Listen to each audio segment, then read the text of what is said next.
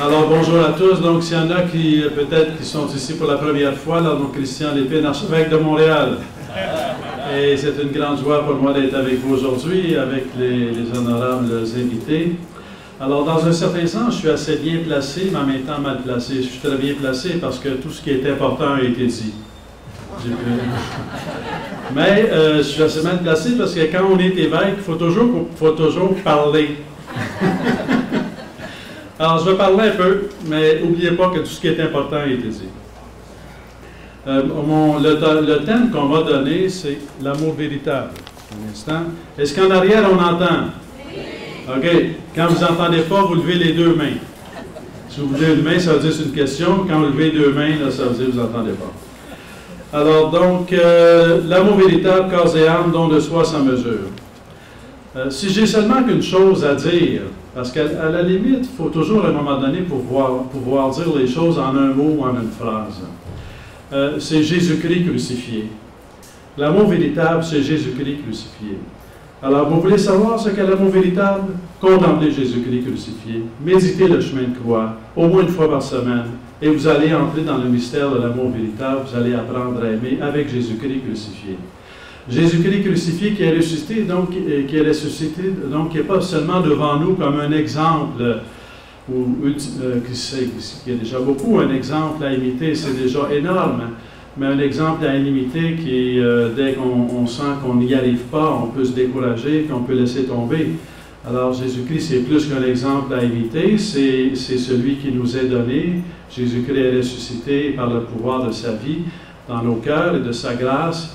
Il a le pouvoir, avec le don de l'Esprit Saint, de nous rendre capables d'aimer comme lui jusque sur la croix. Donc, en contemplant Jésus-Christ, on apprend à aimer, et en recevant Jésus-Christ dans l'Eucharistie, on apprend non seulement ce qu'est l'amour, mais on apprend à l'aimer en acte, on apprend à le faire. On apprend à le faire dans notre vie de couple, dans notre vie familiale, dans la société, dans le monde. Alors ça, c'est comme... Donc, je commence par ça, puis à la fin, on va finir par ça. Alors, entre les deux, on va parler du mariage. Et du mariage et du monde dans lequel on vit, du monde dans lequel on est. Alors, donc, quelque part, une chose qu'il faut quand même clarifier en partant, c'est qu'il n'y a personne qui est né saint ou sainte. Personne. Sauf Marie, sauf Jésus, qui est Dieu, qui est saint en étant qu'il est le Saint éternel. Et donc, on est tous blessés par le péché. Alors, mais en même temps, on est tous des créatures de Dieu. Il n'y a personne qui n'est pas une créature de Dieu, on est tous des créatures de Dieu. En même temps, on est tous blessés par le péché. Alors, dans la vie, vous avez tous des expériences. Et même, à un certain âge, quand un jeune nous parle, là, ça arrive peut-être aux enfants, là, que vos parents vous disent « J'ai l'expérience ». Je ne sais pas si ça arrive. Hein? Alors, mais l'expérience, qu'est-ce que c'est? L'expérience, c'est l'événement, mais c'est aussi l'interprétation de l'événement. Et ce qui est en jeu, c'est non seulement ce qui nous arrive dans la vie, nos propres soifs de bonheur, nos soifs d'amour, et en même temps nos fragilités, nos dépendances, nos échecs. Ce qui est en jeu, c'est aussi l'interprétation qu'on en fait. Et c'est un peu ça que je voudrais regarder avec vous. Quelque part, tout être humain cherche le bonheur. Mais les gens ne voient pas tous la recherche du bonheur de la même façon. Et dans notre recherche de bonheur, on fait l'expérience de ce qui nous aide à être heureux, mais en même temps, on fait l'expérience de ce qui nous rend malheureux. Et quand on fait l'expérience de ce qui nous rend heureux ou malheureux, l'interprétation qu'on va en faire, c'est ce qui va nous aider à surmonter le malheur, si jamais c'est dans notre situation, ou ce qui va nous aider à dépendre de bonheur autour de nous, parce qu'il ne s'agit pas seulement d'être heureux, il s'agit de dépendre de bonheur. Ça ne suffit pas d'être heureux, il faut dépendre de bonheur.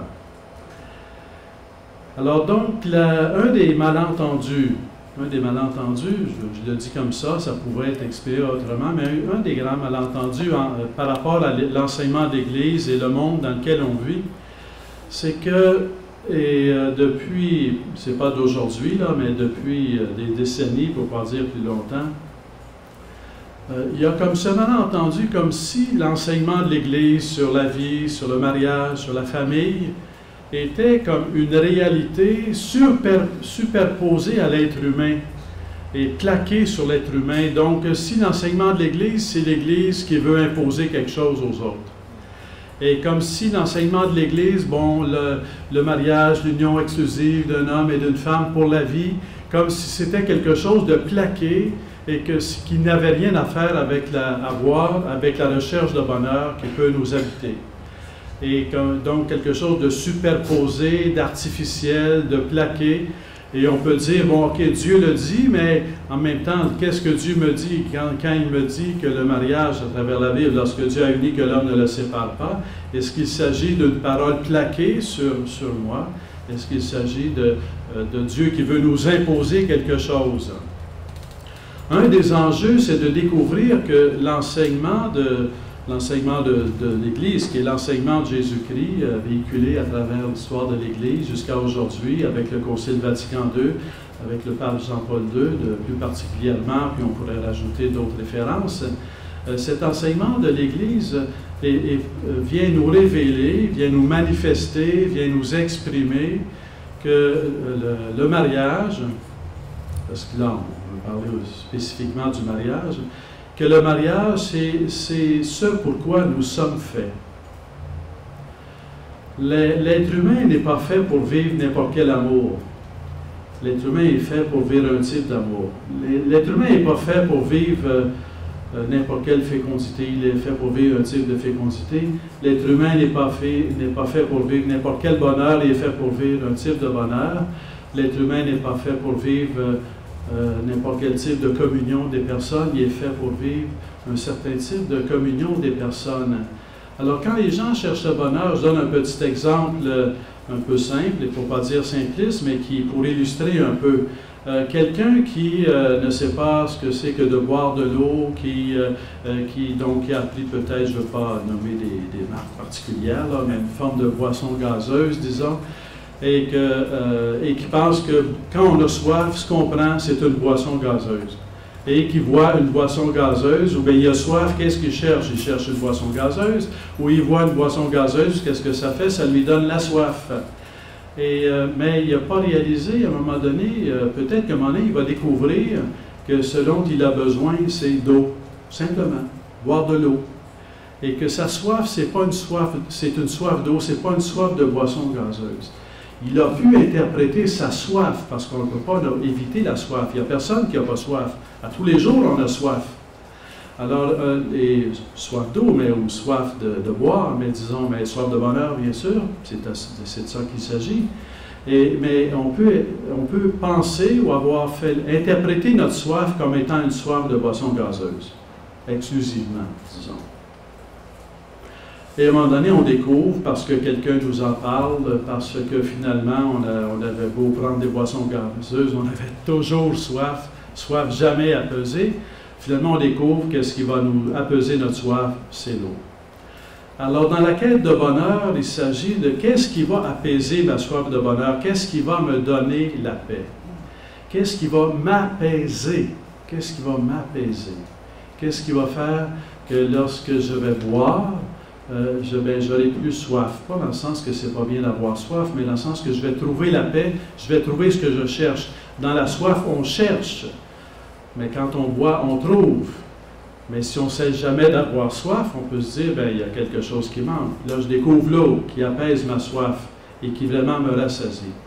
Dans la quête de bonheur, qu'est-ce qui va m'apaiser? Oui, j'ai soif de bonheur, mais qu'est-ce qui va combler mon cœur? Qu'est-ce qui va combler mon âme? Qu'est-ce qui va combler mon esprit? Qu'est-ce qui va combler mon corps? Qu'est-ce qui va combler ma chair? Alors, l'enseignement de Jésus-Christ, véhiculé à travers l'histoire de l'Église et l'enseignement de l'Église, est un peu comme la révélation, la manifestation d'une clé d'interprétation de notre expérience. Alors, nous avons soif. Nous avons soif de bonheur. Et des fois, on va nommer notre soif de bonheur. Des fois, on n'arrive pas à nommer notre soif de bonheur. C'est un peu comme quelqu'un qui rentre dans un centre d'achat, il veut acheter quelque chose parce qu'il faut qu'il achète, et il ne sait pas encore ce qu'il va acheter. Fait que là, il se promène dans les rayons, puis là, il dit « Oh, ça, j'ai besoin de ça. Ça, j'ai besoin de ça. » Après, il sort, il est content pendant 1 heure, puis après, ça recommence. Parce qu'on cherche le bonheur dans la possession matérielle.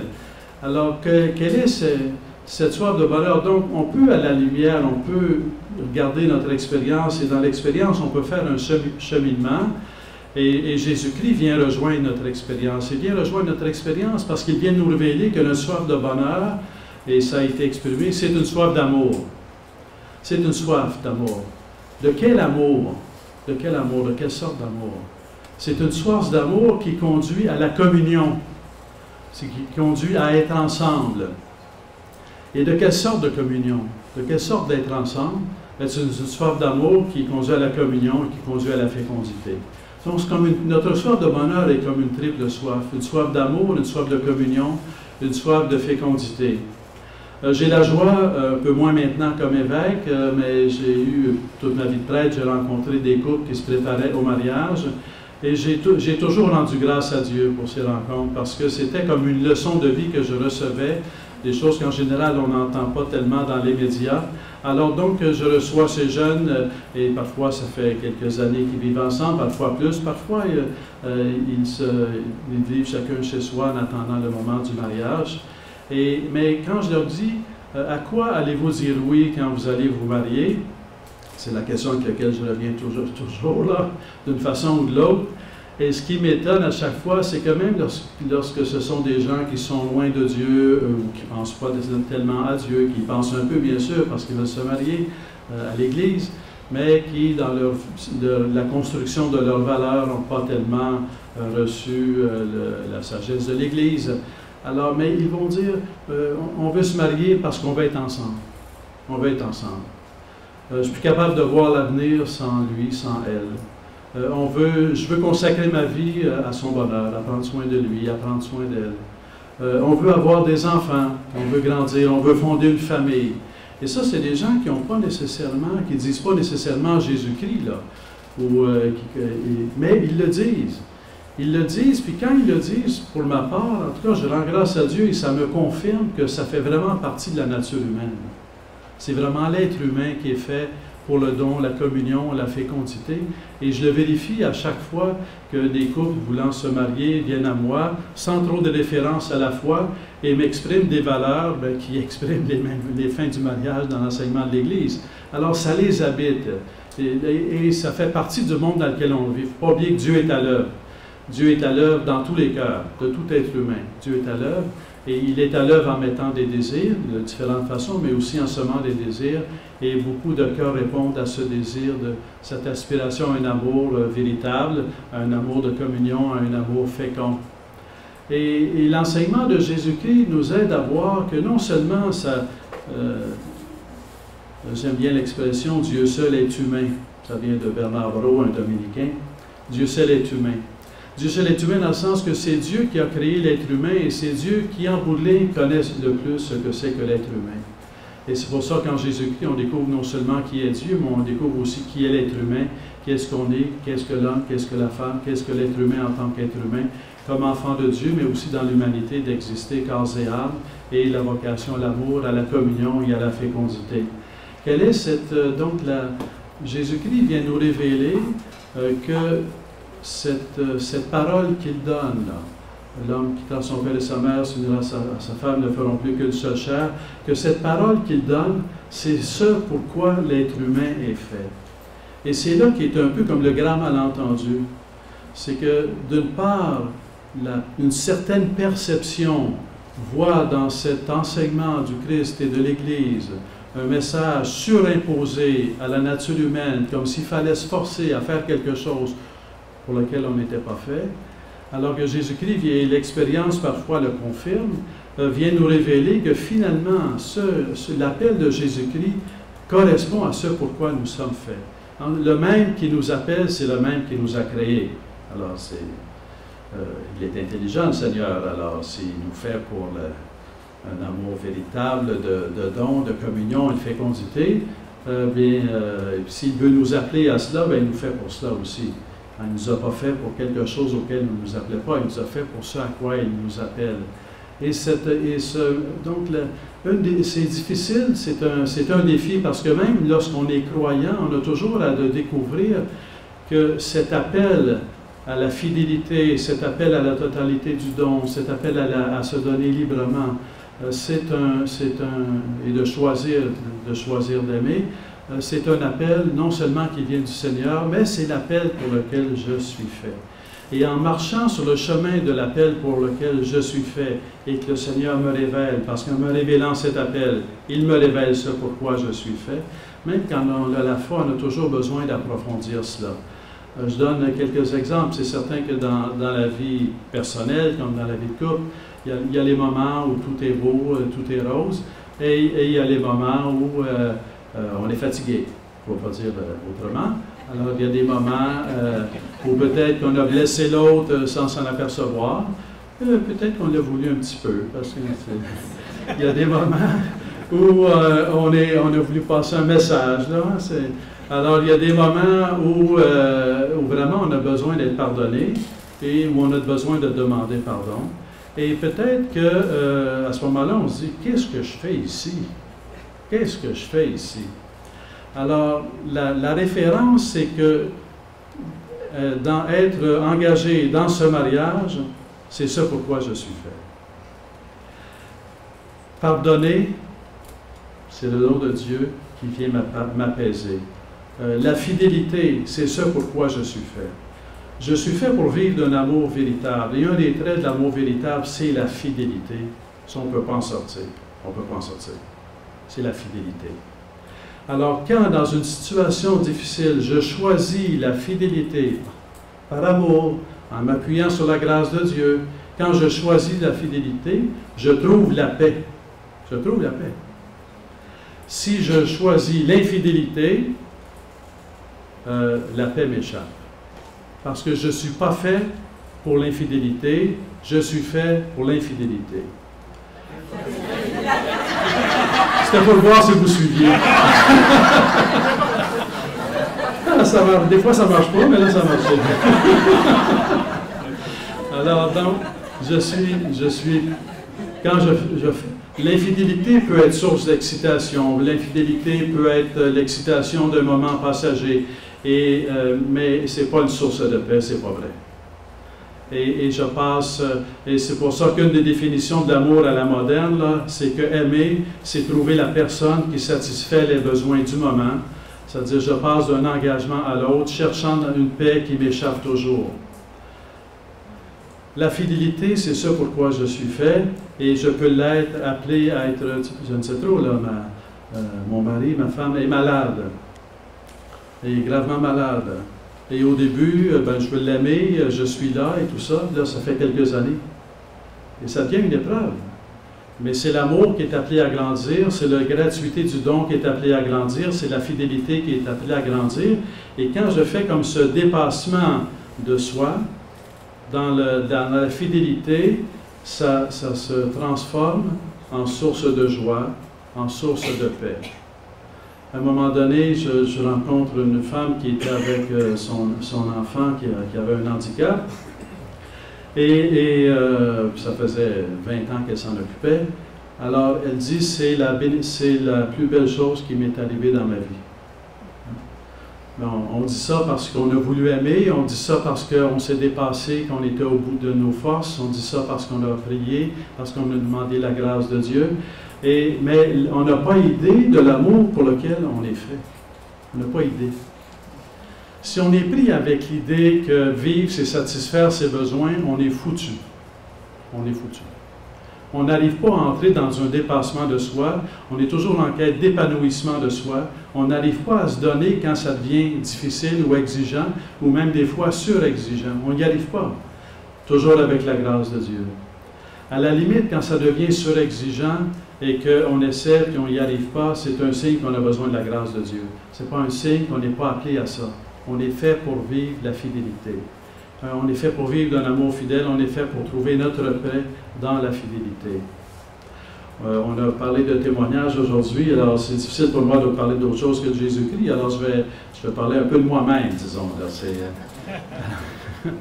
Alors, quoi qu'en parlant de Jésus-Christ, je témoigne de mon Sauveur, fait quelque part, et de notre Sauveur. Alors, quand j'avais 15 ans,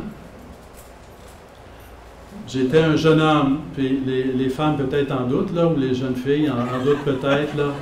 Mais des jeunes hommes remplis d'idéal, ça existe. Ça existe. Pensez pas que ça n'existe pas. Ça existe. Et alors, j'étais un jeune homme rempli d'idéal. Et pour moi, l'idéal, c'était le mariage. Et il est arrivé d'autres choses, là. Alors, mais c'était le mariage. Et je dis pas ça souvent parce que c'est insupportable pour le monde dans lequel on vit. Alors à 15 ans, j'ai fait le choix lucide, délibéré, conscient, que la fidélité à la femme que je vais épouser plus tard commence maintenant avant même que je la connaisse. Pourquoi j'ai fait ça? À l'époque, je ne savais pas. Aujourd'hui, je sais que c'est la grâce de Dieu. Alors, et les jeunes sont remplis, il y a des cœurs de jeunes remplis d'idéal d'amour, de générosité, il y en a. On ne veut pas qu'on sache. À un moment donné, j'ai eu une période en française, j'ai des périodes dans ma vie, puis j'ai une période française où l'été, j'allais en France suivre des sessions, être avec des jeunes adultes. Et à un moment donné, je suis avec des jeunes adultes dans la vingtaine, on s'en va, on est en mouvement, on s'en va quelque part après une session, on retourne à Paris. Et là, il y avait une grande affiche. Et c'est écrit sur l'affiche, je ne suis pas fidèle à ma femme, mais je suis fidèle à mon condom. Et celui qui conduisait, il venait de se marier, ça faisait 1 an. Puis il était fulgurant d'amour pour sa femme, et quand il a vu ça, c'est comme si on y avait tiré une flèche en plein cœur. Il n'a pas été capable de continuer, il a fallu qu'il se tasse, ça a été comme coupé à bout de souffle. Ce que la société est en train de lui dire, c'est que l'amour que tu as dans le cœur, c'est pas vrai, c'est faux, on n'y croit pas. C'est très dur. On vit dans une société très dure pour les jeunes. On tue les cœurs des jeunes. Alors, on veut faire croire aux jeunes que être heureux, c'est satisfaire ses besoins, donc ça devient la clé d'interprétation de tout ce qui arrive dans ma vie. Non, le cœur du jeune est fait pour donner sa vie. Et d'ailleurs, à quel âge est-ce qu'on veut se donner et qu'on est prêt à mourir maintenant? À 20 ans. À 20 ans. Pas à 50 ans. À 50 ans, on dit au Seigneur, demain. Mais à 20 ans, c'est aujourd'hui, c'est maintenant, ça presse. Je veux mourir tout de suite pour toi, Seigneur. Ou bien on aime un homme, on aime une femme, je veux mourir tout de suite pour toi. Je veux donner ma vie pour toi.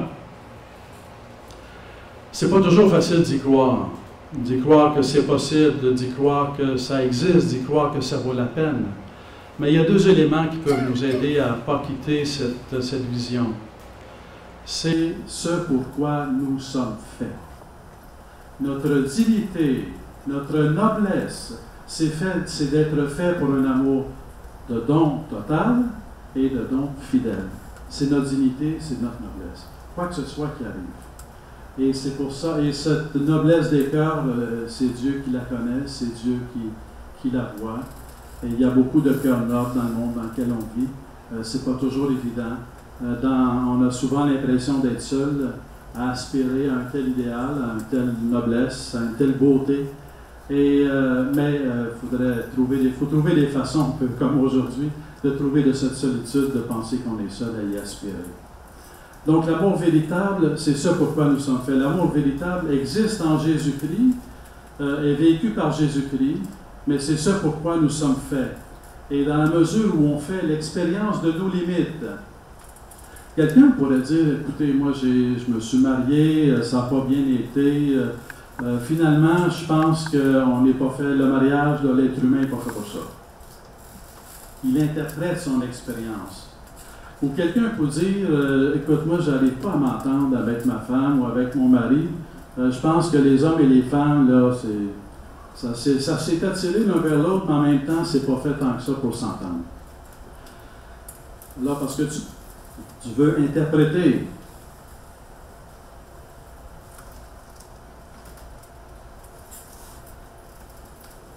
Je ne sais pas si c'est la mienne, mais je dis merci.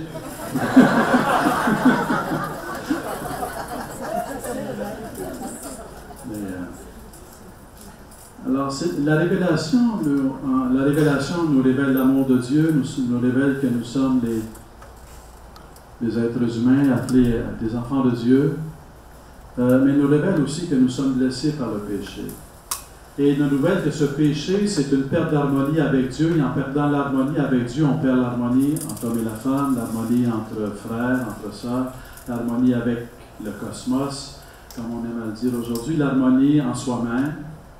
Et donc, dans ce sens-là, lorsqu'il y a des pulsions qu'on se demande d'où ça vient, parce que c'est pas ça qu'on veut vivre, lorsqu'il y a des difficultés dans les relations hommes-femmes, lorsqu'il y a des difficultés dans l'humanité, c'est lié à la perte d'harmonie avec Dieu. Donc, c'est pas l'idée qu'on n'est pas fait pour aimer, c'est pas l'idée qu'on n'est pas fait pour la fidélité, c'est pas l'idée qu'on n'est pas fait pour vivre une véritable communion des personnes, mais en perdant l'harmonie avec Dieu, on a perdu l'harmonie avec le reste. C'est le péché originel. Et dans ce sens-là, la grâce, elle apporte son élément de salut, son élément de guérison, son élément de fortification, son élément de pacification, qui rend capable de surmonter le péché originel, ce qui est l'œuvre de Jésus-Christ en nous, en même temps que de répondre à cette vocation à l'amour. Donc, quand il y a des difficultés de relation dans un couple, c'est un temps pour prier ensemble. Quand il y a des grandes discussions, souvent ça peut être l'éducation des enfants, des points de vue différents, puis on n'arrive pas à se réconcilier. Pourquoi pas faire une pause? On va aller prier ensemble, on va ouvrir la Bible, et après on va continuer à échanger à partir de la parole de Dieu, et que Dieu qui va nous pacifier et qui va nous rapprocher l'un de l'autre. Une fois dans une rencontre de mariage, donc de jeunes qui voulaient se marier, c'était magnifique. Les deux avaient à peu près 20 ans, une vingtaine d'années, 22 ans. Et alors, parce qu'il y a encore des gens qui veulent se marier, même si c'est pas trop populaire. Ce qui est compréhensible, soit dit en passant, parce qu'il faut croire que ça vaut la peine de vivre et d'aimer, et croire qu'un amour de don pour la vie est possible pour se marier. Alors donc, les deux étaient très différents, il y avait des expériences très différentes. Lui, il avait grandi jusqu'à 18 ans sans jamais entendre parler de Jésus. J'avais aucune idée. Et elle avait grandi depuis sa conception à entendre parler de Jésus. Et alors, avec ces deux histoires complémentaires, alors, la jeune fille, sa mère lui a dit, quand elle avait 10 ans, prie Marie tous les jours pour que tu rencontres l'homme qui va être pour toi. Et c'est ce qu'elle a fait. Puis, à 16 ans, c'est pas qu'elle était une fille, je ne sais pas trop, en costume, habillée de la tête aux pieds, là. C'était une jeune fille de son temps. Et c'est pas parce qu'elle allait à la messe tous les dimanches. Mais c'était important pour elle. Elle n'avait pas d'hostilité. C'était comme elle avait un regard sympathique sur la foi, sur l'Église, sans nécessairement être une fervente de la foi. Mais tous les jours, elle priait Marie. Tous les jours. Puis un jour, ils se sont rencontrés, travaillant dans le même endroit. Quand elle l'a vu, elle a su que c'était lui, comme une lumière intérieure. Lui, il ne l'a pas su tout de suite, mais il a dit. Pas tout de suite. Il ne faut pas dire ça tout de suite, hein? On ne va pas que le gars sauve. Alors, il a attendu une couple de mois quand même. Mais lui, ça faisait son cheminement, finalement, quand ils se sont dit ensemble, finalement, après 4 mois. Alors lui, c'est intéressant parce que lui, il n'avait jamais entendu parler de Jésus avant de la rencontrer. Et elle lui a parlé de Jésus parce qu'elle sentait que si elle pouvait lui parler de Jésus, ça les aiderait les deux. Ce n'était pas seulement une question personnelle, individuelle, ça les aiderait les deux. Et là, alors quand je leur pose, d'une autre façon, ma question, c'est à quoi allez-vous dire oui? Alors je demande, pour vous, là, on parle beaucoup de communication aujourd'hui, et je vois que vous avez chacun votre cellulaire. Là. Alors, mais c'est quoi une bonne communication? Alors lui m'a donné une réponse extraordinaire, que je n'ai jamais entendue ailleurs, même par des jeunes hommes, jeunes femmes qui sont fervents. Là. Alors elle m'a dit, une bonne communication avec ma femme, c'est que j'ai une bonne communication avec Dieu pour que grâce à Dieu, j'ai une bonne communication avec ma femme. Non, mais c'était extraordinaire parce que c'est vraiment ça. C'est vraiment l'antithèse du péché originel. La perte d'harmonie entre nous vient de notre perte d'harmonie avec Dieu. Travailler sur notre harmonie avec Dieu nous amène à renforcer notre harmonie les uns avec les autres. Alors donc, l'amour véritable, dans nos vies, c'est un projet. Mais comme j'aime à penser, comme j'aime à dire, l'amour véritable en Dieu, ce n'est pas un projet, c'est une réalité. Dieu est amour éternel. Dieu se donne totalement, éternellement, dans un seul Dieu, Père et Fils et Esprit Saint. En Dieu, c'est le don total, sans réserve, sans retour en arrière, une fois pour toutes, pour l'éternité, pas juste pour quelques années, là, pour l'éternité. Et Jésus-Christ qui vient dans le monde, mais Jésus-Christ ne vient pas dans le monde pour vivre ce qu'il ne vit pas au ciel. Il vient dans le monde communiquer ce qui est vécu au ciel, ce qui est vécu en Dieu. Alors il vient nous communiquer, il vient nous aimer. Pour ainsi dire, c'est que Jésus-Christ, c'est comme l'incarnation de l'amour. À la limite, la théologie du corps, ça commence avec Jésus-Christ. Parce que Jésus-Christ, c'est l'incarnation de l'amour. C'est qu'il vient nous dire, par l'incarnation, de d'autres façons aussi, mais par l'incarnation, c'est comme l'accomplissement, c'est que l'être humain est fait pour aimer corps et âme. L'être humain est fait pour aimer avec toute sa personne. L'être humain n'est pas fait pour aimer seulement avec son corps d'un côté, puis avec son esprit de s'occuper d'autre chose, ou bien aimer avec son esprit, avec du corps, puis satisfaire ses besoins. Donc l'être humain est fait pour aimer corps et âme. Et le sommet de l'amour, c'est quand Jésus-Christ donne sa vie sur la croix, parce que c'est corps et âme qu'il donne sa vie sur la croix. Ce qu'il y a dans l'enseignement de Jean-Paul II, il y a comme une pédagogie du sens du corps, qui va très loin, parce que l'idée de pédagogie, l'idée du corps, l'idée de la création, disons l'idée du monde visible, c'est l'idée de sacrement dans le sens que le monde visible est un signe de l'invisible. La création de Dieu est un signe de Dieu, un peu comme un artiste fait une œuvre, un grand tableau. Il y a des gens qui n'ont jamais rencontré l'auteur, mais ils peuvent en parler parce qu'ils regardent son tableau, là, ils disent, ben, ça dit quelque chose de l'auteur. La création, c'est l'œuvre de Dieu, ça dit quelque chose de Dieu. C'est vrai même pour le cosmos. C'est vrai pour le cosmos à nos yeux infinis, là, une grandeur qui nous échappe, qui nous dépasse, et qui nous dit un peu quelque chose de l'infini de Dieu. On n'a pas idée de ce que ça veut dire, Dieu est infini. On regarde l'immensité du cosmos, l'immensité des étoiles, aller au planétarium s'il le faut, parce que dans la ville, on ne voit pas toujours toutes les étoiles, ou aller dans le désert, là on voit plus. Mais tout ça, là, ça tient dans la main de Dieu. Dieu est grand. Pas à peu près. Dieu est grand. Mais en même temps, sa grandeur, c'est d'être proche de nous. Hein, ce qu'il y a le plus petit sur la terre, il en est proche. Et l'être humain créé, qui existe, corps et âme, c'est que corps et âme, on est signe visible de l'invisible. Lorsque les époux se rencontrent dans l'union conjugale et ils répondent à l'appel du Seigneur, hein, ils ne feront plus qu'une seule chair, et en ne faisant plus qu'une seule chair, ils rendent visible, ils expriment le don, ils expriment la communion et la fécondité. Les trois sont importants. La communion, c'est très important parce que la fécondité, c'est quoi? L'enfant exprime visiblement ce qui est spirituel, c'est-à-dire que l'amour est fécond. L'amour est fécond, ça s'exprime de façon visible par l'enfant. L'enfant est sacrement de la fécondité de l'amour. Il rend visible la fécondité de l'amour. La communion des personnes, lorsqu'ils ne font plus qu'une seule chair, rend visible que l'amour, ce qui est spirituel, c'est que l'amour aspire à la communion, l'amour crée la communion, l'amour fait communion. Aimer, c'est vouloir être avec l'autre. Et le mariage, c'est quand c'est réciproque. Quand c'est pas réciproque, on fait des pièces de théâtre. Et quand c'est réciproque, on se marie. Alors, donc cette union des époux, cette union est lorsque les époux sont unis au point de ne plus faire qu'une seule chair, dans leur corps, ils rendent visible ce qui est invisible, c'est que l'amour est fait pour la communion. Quand ils se donnent l'un à l'autre à travers des gestes, à travers ce qu'on pourrait peut-être appeler en tout cas un ministère de tendresse, lorsqu'ils se donnent à l'autre à travers leur corps dans un ministère de tendresse, ils rendent visible ce qui est invisible, que l'amour est don. Donc l'amour est don, l'amour est communion, l'amour est fécond, et c'est rendu visible dans le corps. Et c'est pour ça qu'on peut dire que l'être humain, corps et âme, est sacrement de la création. Il est un signe visible de l'œuvre de la création. Ça a été, pour reprendre une parole de Jean-Paul II qui est très fort, mais qui peut peut-être étonner lorsqu'on s'y approche pour la première fois à la théologie du corps.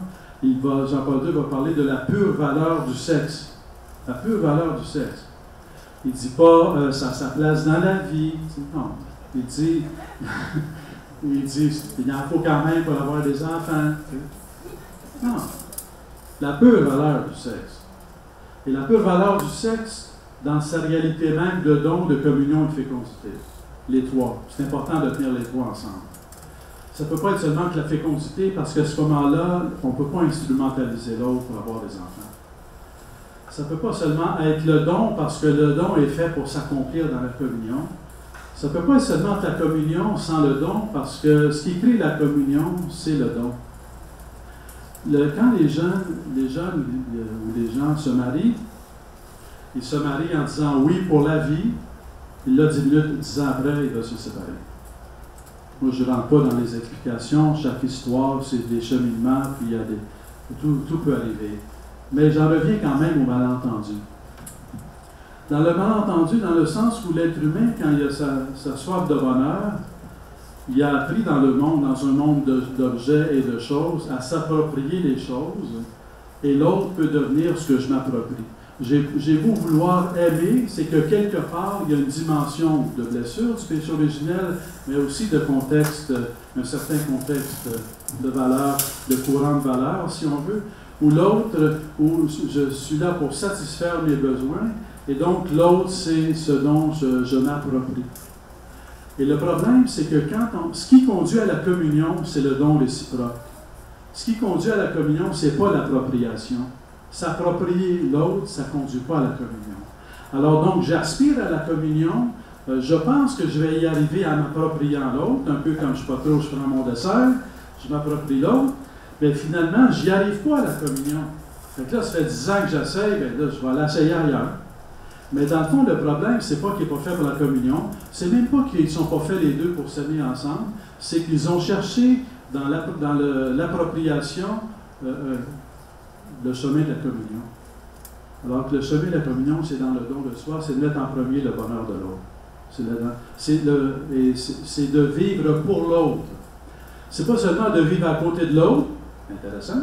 C'est pas seulement de dire, je ne dirais pas seulement, c'est pas de dire, je vais m'aimer, je vais satisfaire mes besoins en m'appropriant l'autre. C'est de vivre à côté de l'autre pour l'autre.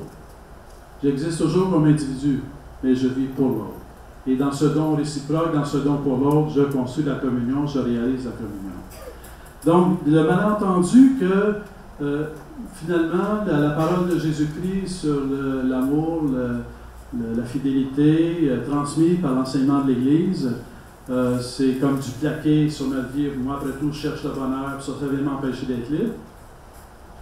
Non, c'est ça pourquoi je suis fait. Quand je fais des expériences difficiles de division ou de peine ou de souffrance, c'est pas parce que je suis pas fait pour l'amour, c'est parce que il y a une blessure qui a besoin d'être guérie, c'est la blessure du péché, au-delà des souffrances qu'on peut avoir dans notre vie, mais la grâce de Dieu est donnée pour en guérir.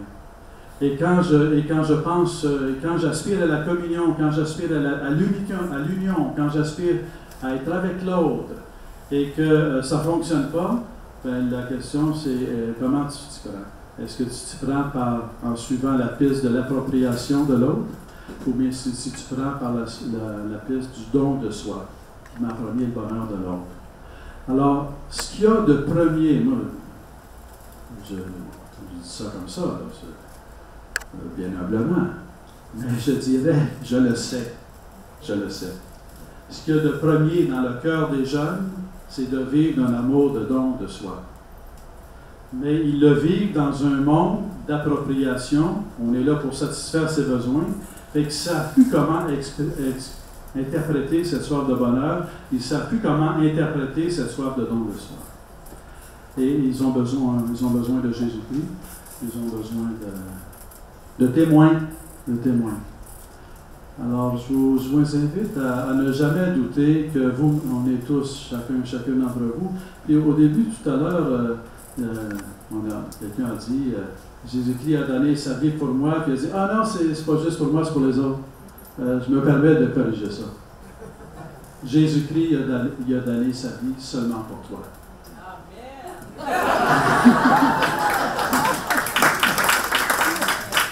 Jésus-Christ a donné sa vie sur la croix, puis il le faisait pleinement pour chacun et chacune d'entre nous.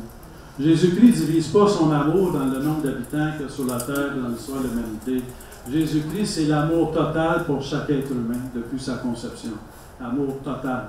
C'est chacun au pied de la croix peut dire, Seigneur, c'est pour toi que tu as donné ta vie.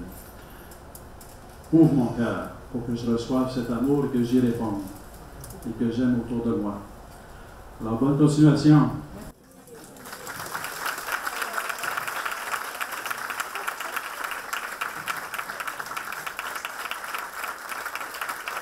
Merci.